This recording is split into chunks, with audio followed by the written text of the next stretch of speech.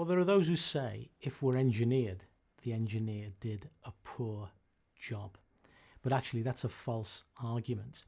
If you walk around a scrapyard and you see some examples of Rolls Royces and Porsches and Jaguars, which are beautifully engineered cars, but of course in the scrapyard, it's the end of life. They've maybe been involved in an accident, they've gone rusty, they've been out in the open air, etc.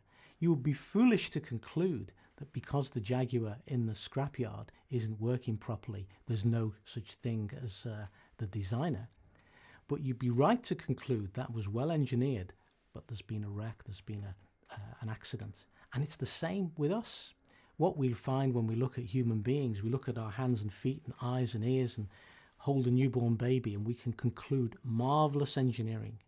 But then we look at what's going on in parts of the world and we see murder and we see rape and we see cruelty and we see all sorts of problems, and we can conclude there's something gone wrong. And actually, it's at that point that Christianity comes in with very strong explanatory power. It not only tells us how we got here, it not only tells us why we're here, it not only tells us what's gone wrong, that man has disobeyed God and sin has come into the world, but the Creator himself comes and visits planet Earth. His name is Jesus. He does things that only God can do. He says things that only God can do. And then he dies upon the cross for the sins of his own creation. He rises again the third day to show and prove who he is.